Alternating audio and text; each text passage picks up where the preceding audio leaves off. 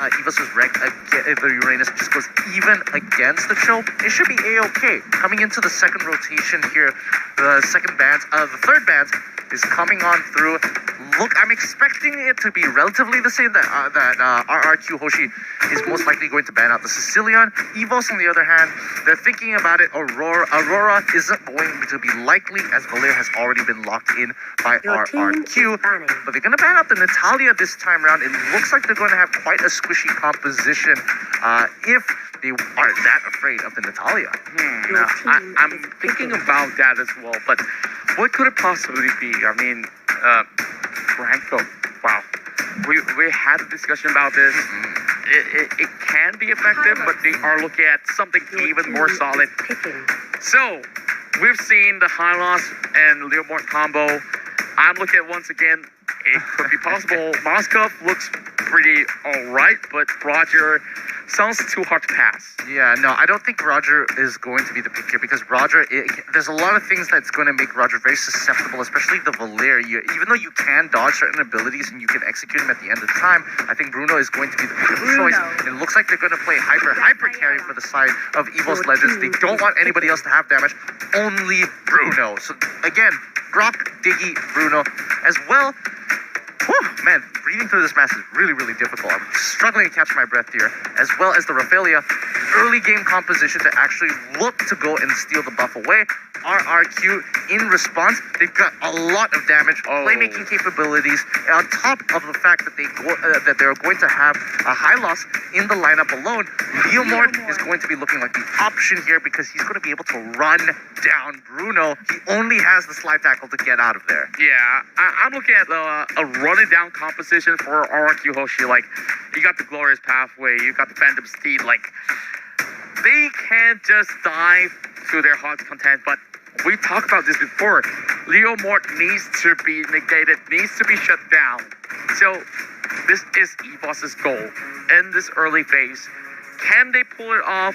They really need to make sure that every other factor has been put out of the question, so that the rest of the members of RQ Hoshi is rendered ineffective when they try to dive that Leomort in the early phase.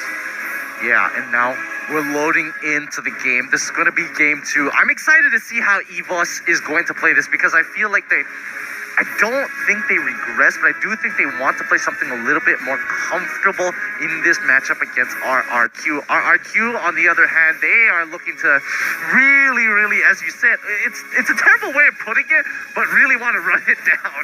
Yeah, I mean, they're running for that trophy, of course, but of course, every single obstacle, you just gotta find a way to ace it if it really takes your stamina off.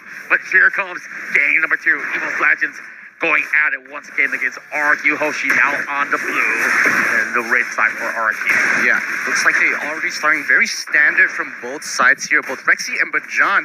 It looks like they went for the buff for the side of Bruno. He's going to double buff himself. They're going to focus even more gold, because he doesn't have to share it with any of the mages. And you can already see a little bit of a scuffle happening down by the river, but nobody is going to go down just yet. But Luminaire did use his flame shot. Yeah, and of course, a little bit of that sort of tussle is going to be pretty much A-okay for both ends. Lemon's going to get his camp. He's going to be hitting level 3 really soon, but the rest of the members of Evos is looking for that flicker. Finn will be able to actually pop that one up, and the pressure is on the top side. Yeah, and this is what they should have been doing yesterday, is Evos want to punish this Leomort before he reaches critical mass. And although Cho, it might be a little bit of a problem, at least you're not going to have to worry about the playmaking capability. Oh, yes, Juan, he's already got quite a bit of damage into LJ. He's forced to walk back, walk out of his revitalized. But John secures a double kill. The base damages is still there. Evos still got what it takes to win this game. Evo says, you think you can run it down, then you just gotta face the wrath of the Tigers. You have 3 kills in the back, but that shot coming from Sin will not hit. They're looking to secure the first turret alongside Woodin. just notice the rotations coming in from Evos here. You can already see that Uranus bothered from bot lane, rotate up to the mid side to catch that wave. And now they want one more kill. The Holy Baptism comes out. The ult from the Bruno. LJ is next to fall. Lemon tries to use the momentum to slow them down, but it's just a tad bit too late. Evos have profited 4-0 so far, and it's only been 2 minutes into the game. Wow, I'm definitely stoked for what Evos now has turned up with, and this time around, they are making no mistakes at all. But RQ, they are responding in a very different light. They are trying to get more EXP from the enemy lines. And as for Evos, they've already reaped so much of all these rewards. They already hit those levels that they need. One's going to be able to pick up more fights here as we are looking at LJ here, soaking a little bit of damage. Turtle resurrecting soon. Holding their guard here as LJ won't be able to do too much. Even the revitalize is only coming back up in about 8 more seconds. LJ taking a little too much, but job with the wild charge here. But luckily, the glorious pathway is going to keep him a little longer. Wrecked in the back line, trying to secure the kill. However, luckily Lemon was there to kind of respond to this and give the information to LJ so he doesn't go too far. But John and Diggy go down to the bot side. They don't want to lose the tower for no reason whatsoever. They have to kind of control this bottom side a little bit more. Yeah, and of course, now that they've already dealt with the top side so much, they are hoping to actually open the bottom lane, but they are attempting that turtle first. And RQ, they are a little bit late to the scene, so there's no point cutting across as they are looking to secure the buff. But here goes Bajan, though. Bajan! Oh, man! That's a lot of try coming in, and Turtle being secured by Evos Legends. Yeah, you can see that Cho was getting like uncomfortably close to Juan there. Like if he did get on top of him, I don't know whether they're going to pull the trigger for the side of RRQ. But you know, in the 4v4, Evos is playing this as standard as possible. This is the typical hyper carry strategy you are expecting to see. And Lemon is trying to do his best against Rekt. And Rekt doesn't really care. He just pops his ult and literally just walks away. And you look at him. He's literally taunting them, saying, "Hey, put more damage into me, boys." And yes, they do. But John is there to kind of relieve a little bit. It's a 2v3 situation, but they're both so tanky that it just does not matter for now. The Rondo's coming through the glorious pathway. Oh, this might be it, but John's in a lot of trouble.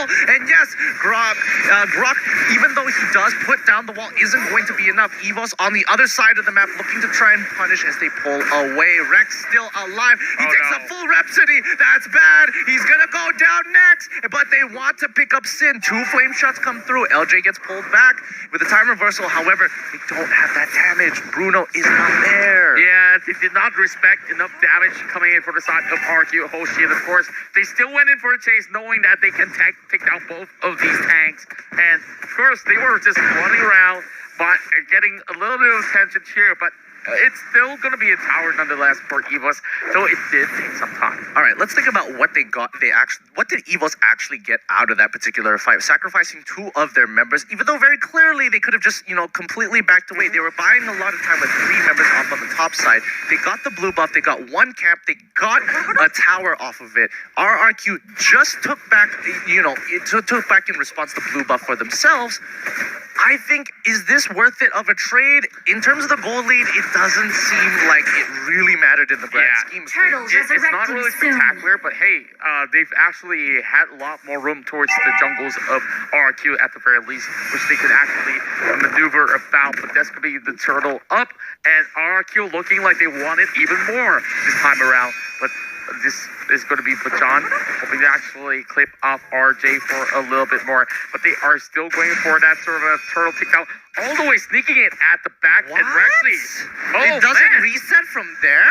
Huh, okay, that's pretty interesting. It looks like they pull it back all the way to the very, very edge, like literally maximum distance here. Whoa. And now Rekt is going to be walking on through. As you can tell, I'm not even concerned that Rekt is not going to die. Yeah, I mean, that looks very uncomfortable to be in that position for any other player, but he looks so calm and composed to just walk it off. But LJ now is walking into this, wall charge being used, and of course, here comes the pathway that has been opened up by LJ to run right off.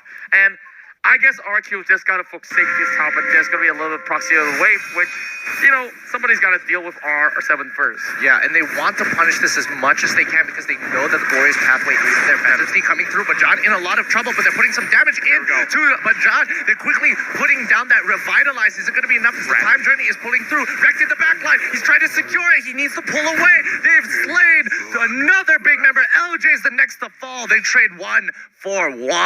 Wow, look at how convincingly they've just pulled off that sort of takedown there.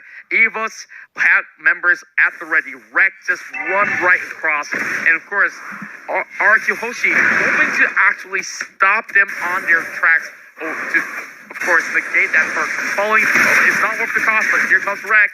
Oh, this is going to be a home run chase. They're going to keep chasing him down, but Sin does not actually have the red buff here. And Rek is emoting, making sure, and they even get the Death Sonata here. Not too bad, but at least LJ is nearby just in case they need a glorious pathway to bail out of a terrible situation. Yeah, I mean, right now, actually, Evo's buying a reset out of this and just getting more buffs in the hands of Juan, while Rek just doing his own thing, and here comes the sort of glorious pathway opening up, and it's like, okay, give me all you got. You can use all your elements. You're not going to take anything.